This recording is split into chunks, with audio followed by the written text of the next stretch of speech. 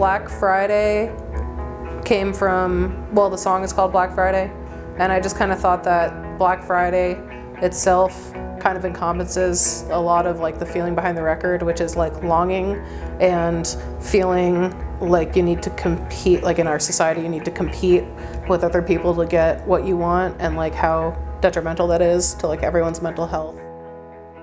A lot of like those songs come from just a lot of like internal reflection about what kind of person like I am, what kind of friend I am, and like those songs kind of came from that. Like, why did this friendship with someone who is so important to me fall apart?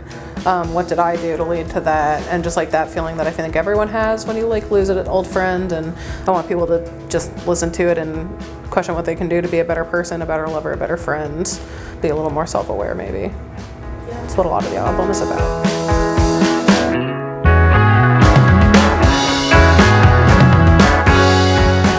Inherently political because the music was written during a political time where everyone is like freaking out, and there's just like this really dark sadness, and a lot of it is just kind of like none of the songs are explicitly about politics, but like I said before about like competing and consumerism is just like a very big theme, and that's like a very American theme. What are your favorite parts of the record? Mine's, my favorite song is Bullshit. I actually got my period during the take. During the take that we did like 20 takes, and the one that we used is the one where I got my period during it. So I know, synced up, it was weird. Yeah, the album was really Ellen's cycle. Yeah. What's your fave mom on the rec? Do you have one? It was all really great. I guess just the recording experience in general was a lot different than like any recording experience I've ever had. It's really just kind of like pushing like your own boundaries in a way. Like we would think we had like a solid take and then just be like, well, let's do 25 more just to have. Let's wait until like she's like fully the blood like I'm bleeding down. Fully menstruating. Yeah, until the cramps are like unbearable. Yeah. But yeah, I mean, also just that spot was so beautiful. Like every night, just getting to go out and look up at the stars. Like in Boston, we don't have that, you know, at all. Could not have been any. Yeah. Looking at the moon, looking at the stars was really special to follow that experience. Yeah, what was the name of the studio? Panoramic House. Oh yeah, that's right. Yeah. The guy from Tape Up, who runs Tape Up magazine, it's like a recording magazine. It was his studio, so it was really cool. We saw Bobcat.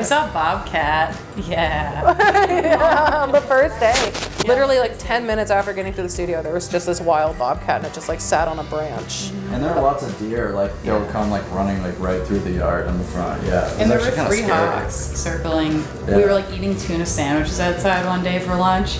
And there was like 3 hawks that were just like circling around. They like, wanted. They're like, they like pinpointed all 3 of us. We're like, Yeah, we love animals. Oh my god, For me, I feel like as an artist, I see other artists put their faces on album covers and like have a lot of success based on like how they look and how they present and like the fashion behind their art and stuff like that. And as like a bigger, self-conscious woman with like a kind of a bigger body, I feel like I've never had that opportunity really for my face to help sell records that way, I guess. I wanted to put myself on the album cover but not actually have my face, so I just asked our friend to knit a mask of my own face so that I could be on the record but not have my actual face, because I'd be way too self-conscious and would probably have to encounter too many internet trolls, and it's just not worth it.